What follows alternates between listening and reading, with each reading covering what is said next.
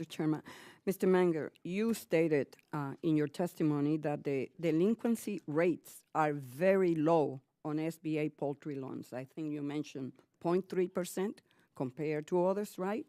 So if these loans are such a safe bet, why do they need to have an SBA guarantee loan?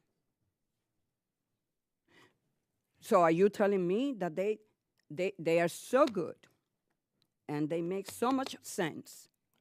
Why is it that they cannot get a loan through traditional lending? So, Ranking Member, many times these loans are made for the acquisition of land. And in some cases, actually, the land is quite a large piece of property. And again, the individual does not have the collateral and some of the other prudent lending standards that a conventional loan would be made under in order to acquire not only the property, but then to build the broiler houses on the property and all that goes into creating one of these farms. So in those situations, again, the lender makes the determination that they would not be willing to make that loan because of the risk inherent in making the loan, that unless they have the guarantee provided by the Small Business Administration. Okay. Can you tell me, Mr. Manger, what reasons are typically cited by lenders to fulfill the credit elsewhere test to make these loans? So I would have to get back to you to see exactly. Well, this is an important issue. Absolutely. Because it determines whether or not you are following the law. If you cannot answer me, if you cannot answer this question, how could you tell me that those loans were Ma'am, I can tell you that we take the credit elsewhere standards extremely, extremely seriously. But you cannot in my answer. office. You cannot give. I cannot give you some provide. of the specific examples of what the reasons were. Okay, Mr. Ware, the Pew Charitable Trust has also published reports that examine the poultry industry.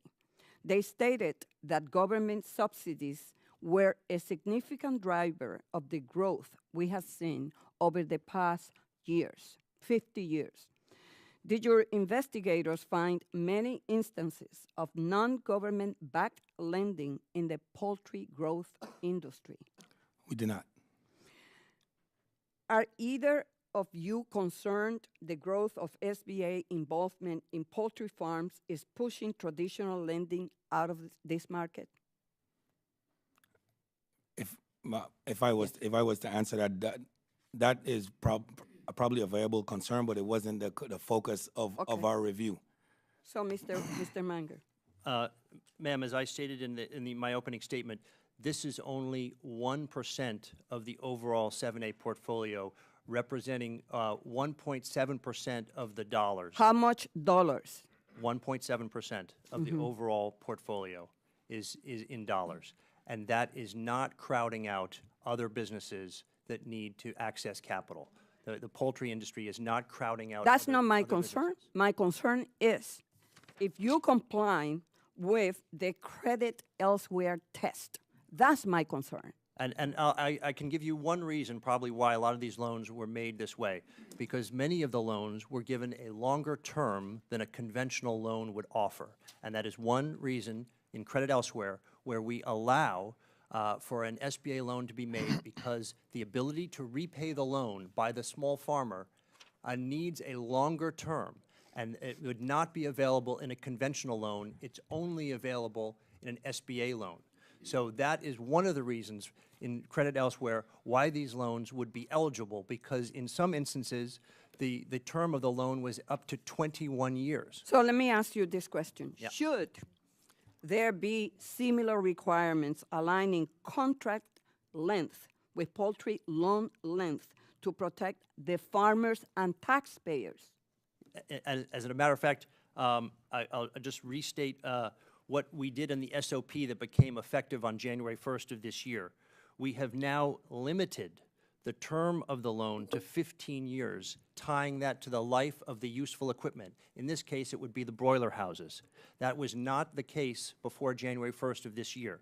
We also have now limited the amount of farmland that can be acquired only to the farmland that is necessary for the specific business. We found in some instances additional farmland was being acquired. We do not allow that except for what is necessary with the specific operation. And finally, and importantly, to talk about the risk, we are now requiring for a change of ownership or a startup, many of these poultry businesses were startups, we are now requiring a 10% equity injection from the borrower. That is equity coming from the borrower, not from the taxpayer. Gentlelady's time's expired. Does she need an additional minute? Or we can go to second round yes. if you like.